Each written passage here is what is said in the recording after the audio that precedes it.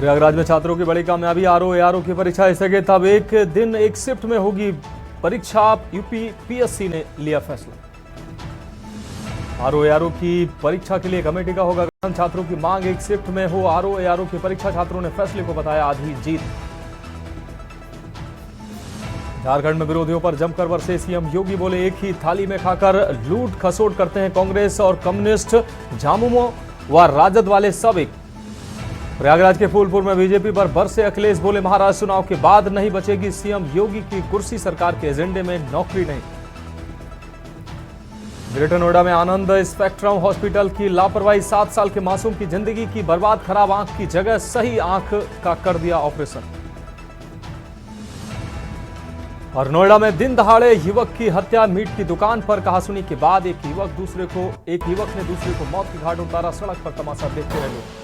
आप देख रहे हैं के न्यूज, खबरों का सारथी। नमस्कार, उत्तर प्रदेश की खबरों के साथ मैं हूं मनोज बानस। अहम खबर से बुलेटिन की शुरुआत करेंगे। प्रयागराज से अहम खबर, जहां यूपी पीएससी आयोग के बाहर छात्र अभी भी डटे हुए हैं। प्रदर्शनकारी छात्र मौके से हटने को तैयार नहीं है। लिखित आदेश की मांग पर अड़े हैं प्रदर्शनकारी छात्र। लिखित आदेश को आयोग की वेबसाइट पर डालने की मांग लगातार छात्रों के द्वारा की जा रही है।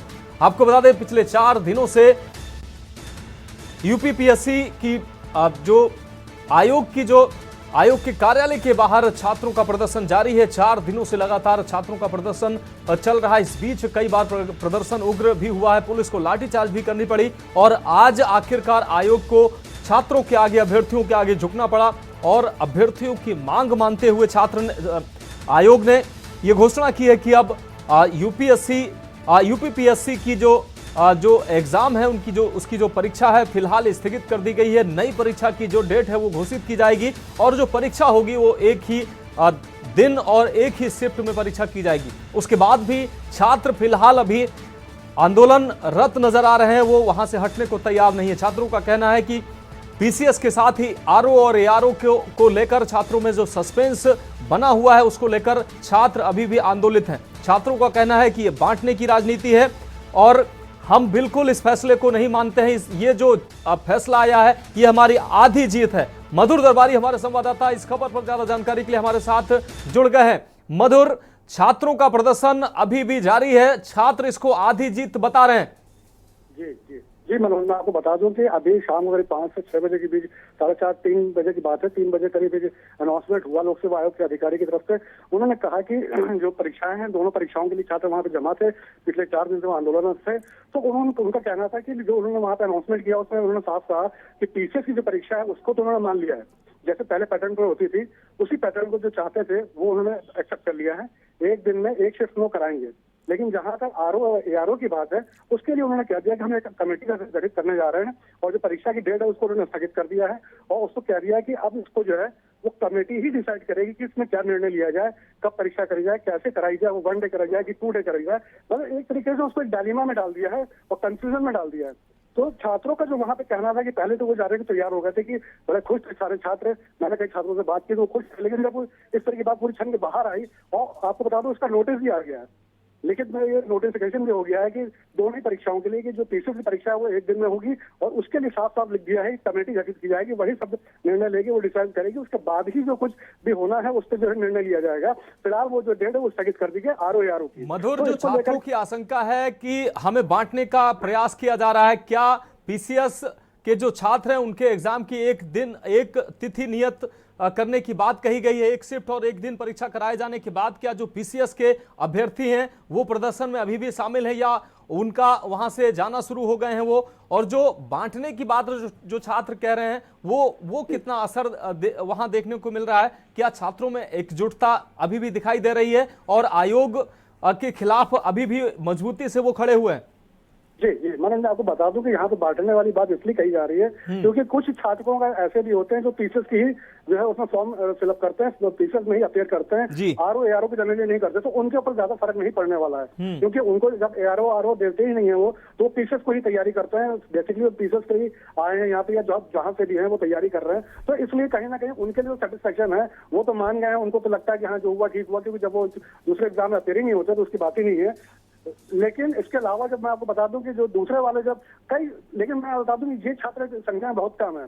ज्यादातर छात्र ऐसे हैं जो टीचर भी देते हैं और उसके साथ में आरओ एआरओ भी देते हैं। तो दोनों परीक्षाएं जब वो देते हैं तो उसका मतलब है कि वहां पे जो है कहीं ना कहीं वो छात्रों को कहना है कि हमको टीचर में तो फायदा मिल रहा है, लेकिन हमको आरओ एआरओ में कोई इस तरह का फायदा नहीं दे रहे हैं। ये जो इसको केवल लटका के रखना चाह रहे हैं, वो चाह रहे हैं कि इस तरह से ये किसी भी तरीके से बात टल जाए, यहाँ से लड़के हट जाए और 2 महीने 3 महीने 1 महीने या 2 महीने जो भी वहां पे जो है कमेटी लेगी और उसके बाद जो है उसमें डिसीजन लिया जाएगा। तब तक जो है ये धरना प्रदर्शन एक बार ब्रेक हो जाएगा तो फिर पता नहीं दोबारा लड़के उतने यहाँ पे वो हुजूम यहाँ पे इकट्ठा हो पाए ना हो पाए। तो फिलहाल जो है लड़कों को हटाने की प्रैक्टिस भी कह सकते हैं इसको, और लड़के उसी को लेकर के कह रहे हैं कि इसीलिए वो कह रहे हैं कि डिवाइड एंड रूल करने की कोशिश की जा रही है कि पीसेस जो केवल पीसेस देते हैं उनको और बाकी जो सब देते हैं उन दोनों को बीच में बांटने की कोशिश की जा रही है। लेकिन छात्रों का कुल मिलाकर ये कहना है कि हम बटेंगे नहीं, हम जुड़े रहेंगे और अपनी जीत ले पूरी करके जाएंगे। और यहाँ से जो है उन्होंने ऐसा नहीं योगी जी का धन्यवाद भी किया कि उन्होंने संज्ञान में लिया पीसेस को लेकर के, लेकिन उनका कहना है कि आपको जो जहां तक आरओ की बात है तो उसको भी क्यों नहीं आप जब पीसेस करा सकते हैं तो उसको क्यों नहीं करा सकते, क्योंकि दोनों का पैटर्न करीब लगभग सेम ही है। एक दिन में जितने परीक्षार्थी उसमें बैठेंगे तो करीब उससे भी उतना ही बैठते हैं, आगे पीछे थोड़ा बहुत मान लीजिए। तो उसको लेकर वो कहना है कि जब एक पीसेस कर सकते हैं तो उसको क्यों नहीं कर सकते हैं। इसका मतलब है कहीं ना कहीं लोकसभा के मन में कोई शंका है या कोई इस तरह की आशंका, कोई इस तरह की चीजें हैं उनके दिमाग में चल रही है जो आरओ एआरओ को जो है नहीं इस तरीके से उन्होंने डिक्लेरेशन की है। और इसी को लेकर के जो अभी भी धरना प्रदर्शन पे जितने भी छात्र हैं वहां पे पूरी तरीके से जुटे हुए हैं।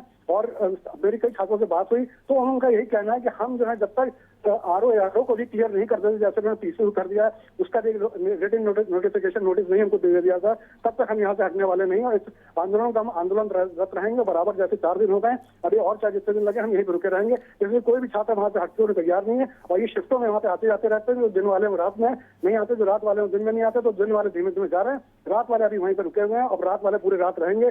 जो अभी तक की जो स्थिति है वो यही है। निश्चित रूप से मधुर आप नजर बनाए रखिए, आगे भी आपसे हम अपडेट लेंगे। फिलहाल इस तमाम जानकारी के लिए आपका बहुत शुक्रिया। तो प्रदर्शनकारी छात्र लगातार डटे हुए हैं और आगे भी आंदोलन को जारी रखने की बात कर रहे हैं।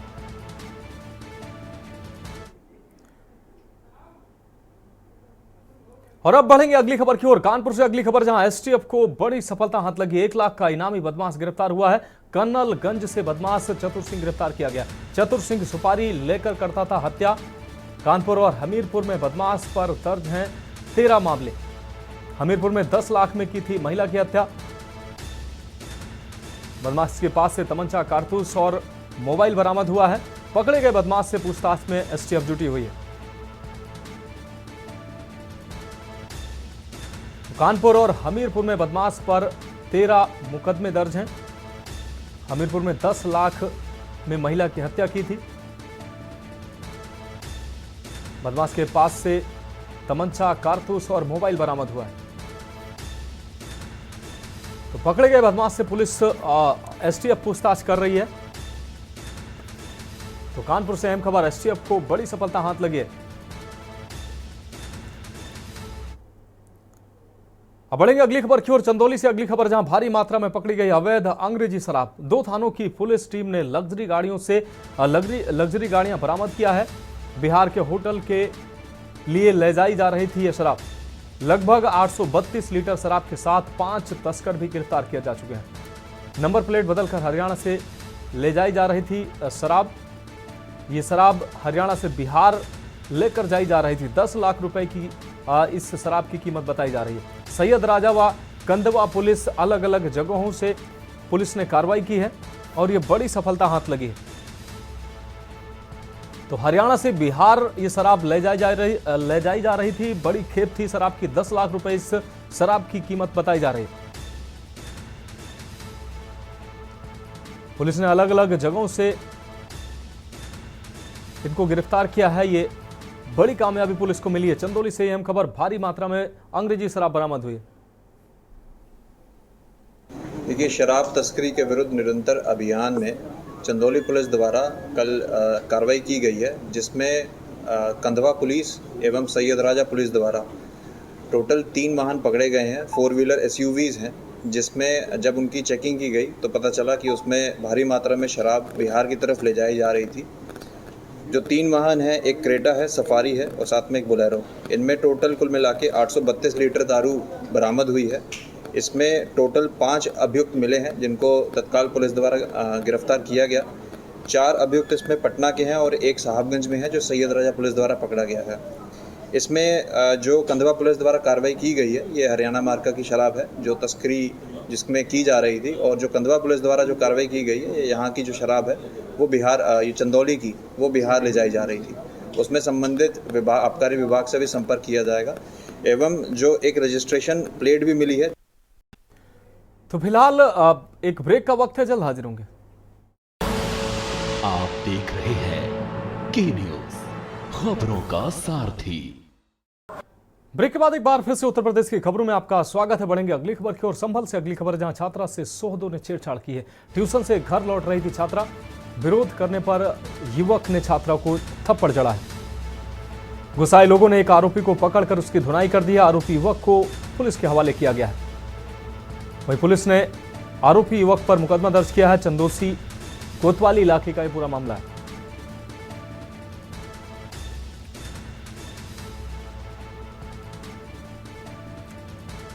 तो छेड़छाड़ का यह मामला सामने आया। विरोध करने पर युवक के द्वारा छात्रा को थप्पड़ जड़ा गया। गुस्साए लोगों ने आरोपी को पकड़कर उसकी धुनाई कर दी।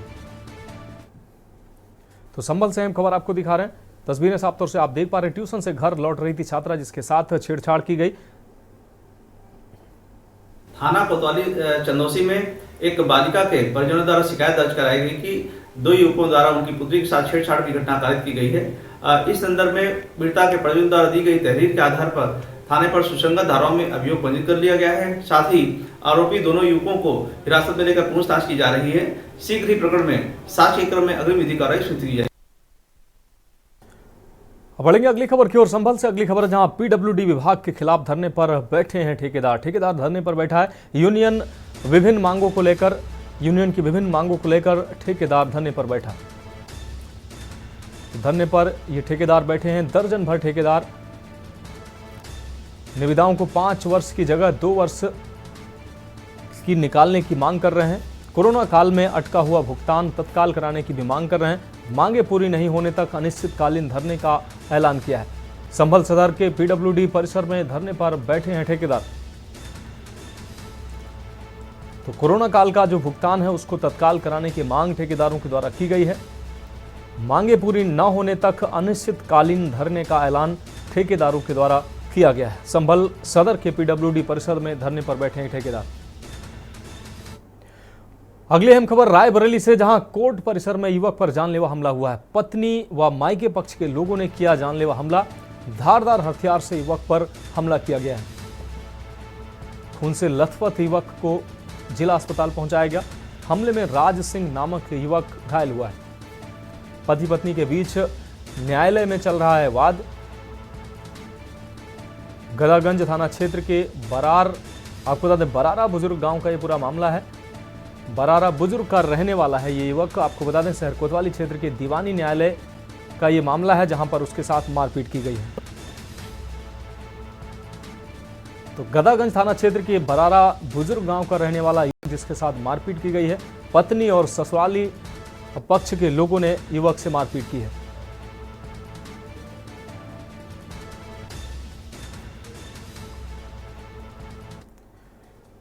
अब रुक करेंगे अगली खबर का पीलीभीत से। अगली खबर, जहां रंगे हाथ सरकारी गल्ला के साथ पकड़ा गया है दलाल। बिलसंडा के कोटेदार गोविंद दास ने बेचा था सरकारी गल्ला। मौके पर 5 बोरी गेहूं 3 बोरी चावल पकड़ा गया है। जिला पूर्ति अधिकारी ने मामले में जांच बैठाई है। कोटेदार ने बेचा सरकारी गल्ला। पीलीभीत के बिलसंडा थाना क्षेत्र का यह पूरा मामला है।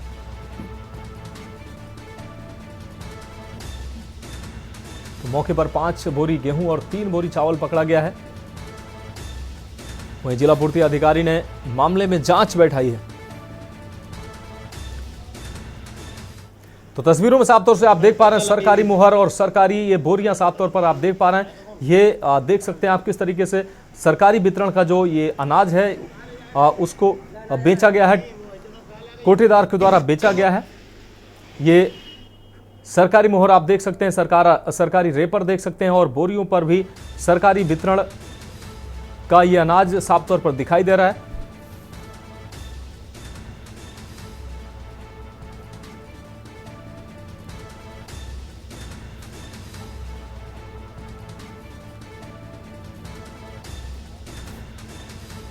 तो ये सील बोरियां आप साफ तौर पर देख पा रहे हैं।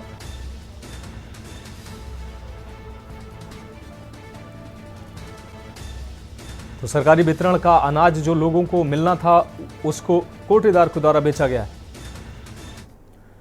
बढ़ेंगे अगली खबर की ओर। कानपुर से अगली खबर, जहां सपा के पूर्व विधायक इरफान सोलंकी को हाई कोर्ट से जमानत मिल गई। इरफान सोलंकी को मिली है सजा पर हाई कोर्ट ने रोक लगाई है। इरफान सोलंकी को अभी जेल में ही रहना होगा। इरफान सोलंकी की विधायकी बहाल नहीं होगी, दूसरे मामलों की वजह से भी जेल में रहना होगा। जस्टिस राजीव गुप्ता सुरेंद्र सिंह की बेंच ने यह फैसला सुनाया है।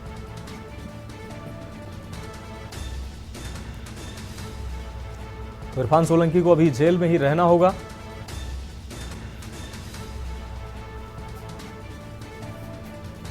इरफान सोलंकी की विधायकी बहाल नहीं होगी, दूसरे मामलों की वजह से भी अब अभी जेल में रहना होगा।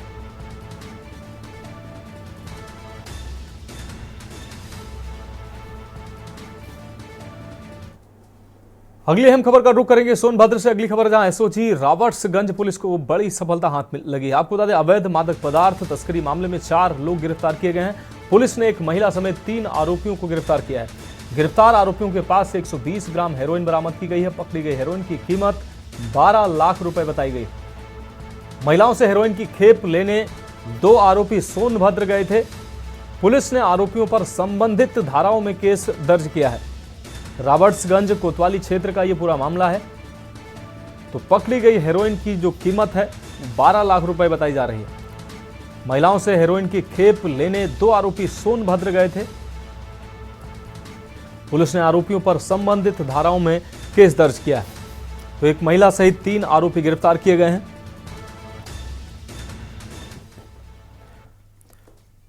अगली अहम खबर का रुख करेंगे। कानपुर के कोहना थाना क्षेत्र में गुरुवार को एक युवक की करंट लगने से दर्दनाक मौत हो गई। आपको बता दें, जानकारी के मुताबिक मृतक संतोष कुमार नवाबगंज के गीता पार्क में परिवार के साथ रहता था। आज सुबह वह कोहना थाना क्षेत्र के 24 क्वार्टर के पास मांगलिक कार्यक्रम में टेंट लगाने गया था।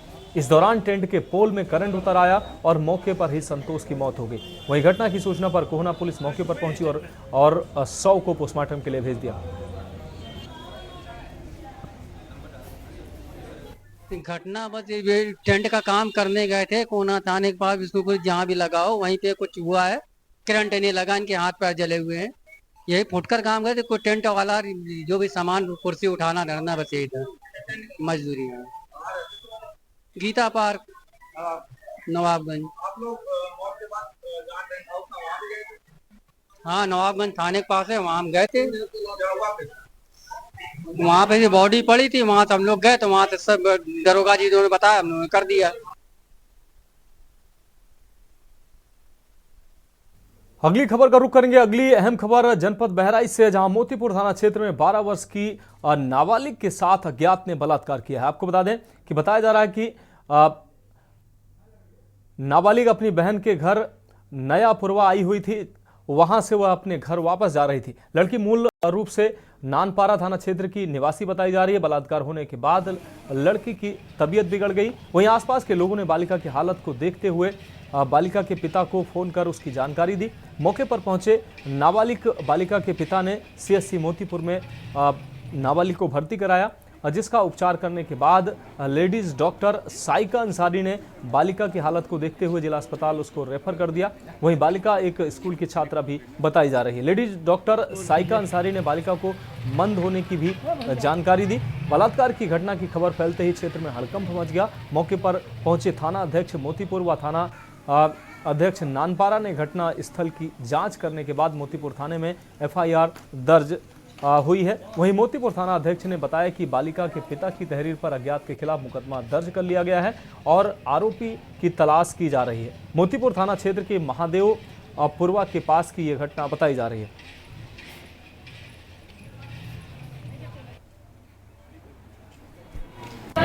मेडिकल रिपोर्ट किया गया था। मैं यहाँ महिला चिकित्सक हूँ और लड़की के पीड़िता का नाम नंदई था। तो मैंने उसका बॉडी एग्जामिनेशन किया और मेडिकल किया। उसके साथ लग तो रहा था कुछ घटित हुआ है, गलत कुछ हुआ है। उसके एग्जामिनेशन में बॉडी पार्ट्स पे जो साइज मिले हैं, something we can say that a sexual assault has happened to her. She was very frightened and her body signs just there was bleeding, discharge, tenderness as well as the swelling were present. These are signs.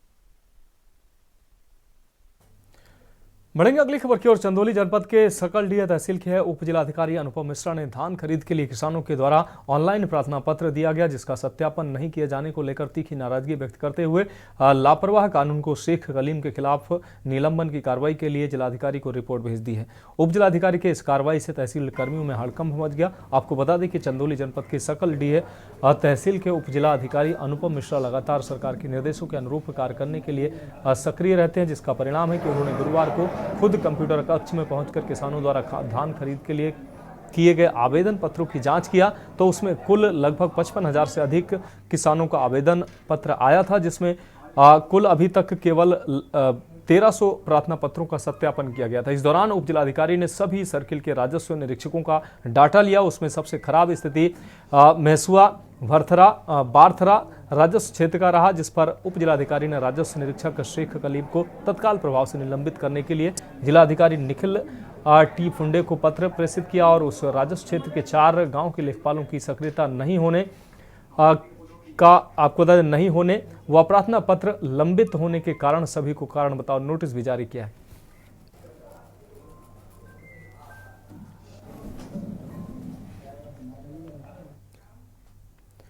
रुक रही अगली खबर का। देश भर में 15 नवंबर को कार्तिक पूर्णिमा का पर्व धूमधाम से मनाया जाएगा। इसको लेकर कानपुर में भी तैयारियां अंतिम चरण पर हैं। कानपुर में अटल घाट, सरसैया घाट, बिठूर समेत तमाम घाटों पर लाखों श्रद्धालु कल मां गंगा में आस्था की डुबकी लगाएंगे। इसको लेकर नगर निगम द्वारा घाटों पर साफ सफाई की जा रही है। इसके साथ घाटों पर बैरिकेडिंग भी की गई, जिससे कोई भी व्यक्ति गहरे पानी में न जा सके। आपको बता दें कि श्रद्धालुओं को किसी भी तरह की दिक्कत न हो, इसके लिए जिला प्रशासन अलर्ट पर है।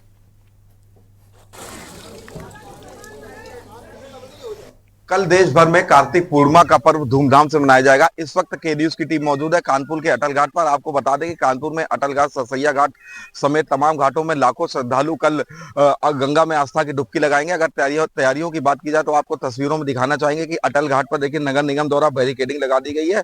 किसी भी व्यक्ति को गहरे पानी में जाने नहीं दिया जाएगा। इसके साथ ही भारी पुलिस बल की भी तैनाती की जाएगी। आपको बता दें कि नगर निगम का अमला जो है पिछले 2 दिनों से यहाँ पर साफ सफाई कर रहा है। हमारे साथ कुछ लोग मौजूद है, उनसे बातचीत करेंगे। वो लोग लगातार अटल घाट आते हैं। भैया क्या नाम है आपका? पंकज जायसवाल। पंकज जी, किस तरीके की व्यवस्थाएं कल कार्तिक पूर्णिमा है? कल कार्तिक पूर्णिमा को लेके नगर निगम ने जो बैरिकेडिंग लगाई है वो बढ़िया करा है कार्यक्रम नगर निगम वालों ने, और साफ सफाई भी अच्छी है और यहाँ पे प्रशासन की भी उच्च व्यवस्था है। देखिए ये लोग जो है जो यहाँ पे अटल घाट घूमने हैं, इनका कहना है कि नगर निगम द्वारा जो भी कार्य किए जा रहे हैं वो अच्छे। हमारे साथ कुछ और लोग भी, उनसे बातचीत करें। क्या नाम भैया आपका? मनोज कश्यप। मनोज जी, कल कार्तिक पूर्णिमा किस तरीके की यहाँ व्यवस्थाएं? व्यवस्था है नगर निगम की तरह की, बैरिकेडिंग अच्छी है, साफ सफाई है, पुलिस की व्यवस्था भी अच्छी है और जिस तरह से होना चाहिए उस तरह से पूरी व्यवस्था है यहाँ पे। कुछ और लोगों से भी बातचीत करें। क्या नाम भैया आपका? सनी जी, आप यहाँ पे रोज आते हैं? रोज आते हैं यहाँ पे। कल कार्तिक पूर्णिमा को लेके नगर निगम की बहुत अच्छी व्यवस्था, साफ सफाई, बैरिकेडिंग कर दी गई है कि ताकि स्नान करते हुए श्रद्धालुओं को कोई दुर्घटना का शिकार ना होना पड़े। प्रशासन की बहुत ही उच्च व्यवस्था है, जिसको लेके हम लोग बहुत ही खुश हैं।